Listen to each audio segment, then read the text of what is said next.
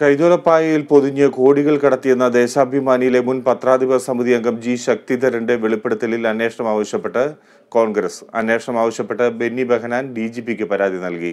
FIR register ചെയ്ത് അന്വേഷണം നടത്താൻ മുഖ്യമന്ത്രിക്ക് ധൈര്യമുണ്ടോ എന്ന് പ്രതിപക്ഷ നേതാവ് വെല്ലുവിളിച്ചു.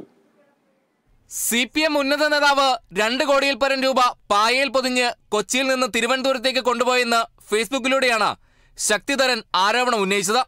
കടത്തിയത് കലൂർ ദേശാഭിമാനി ഓഫീസിൽ സന്ദർശകരിൽ നിന്ന് കൈപ്പറ്റിയ തുകയാണെന്നാണ് ശശിധരൻ പോസ്റ്റിൽ വെളിപ്പെടുത്തിയത്.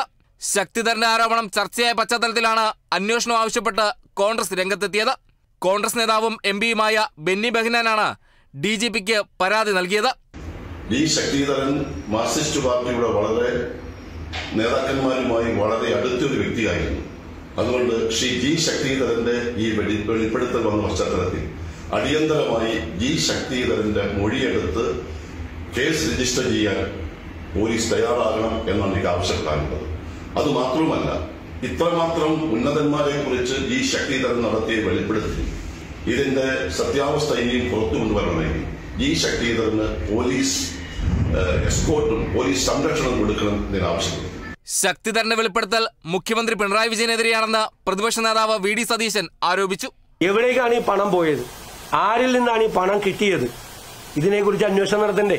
അതിൽ അന്വേഷണം നടത്താൻ ധൈര്യമുണ്ടോ എന്ന് ഞങ്ങൾ മുഖ്യമന്ത്രിയെ വെല്ലുവിളിക്കുകയാണ്. അത് അന്വേഷണം നടത്തുമ്പോൾ ആഭ്യന്തരമന്ത്രിയുടെ പദവിയിൽ നിന്നും മാറി നിൽക്കാനും മുഖ്യമന്ത്രി തയ്യാറുണ്ടോ എന്നാണ് ഞങ്ങളുടെ ചോദ്യം.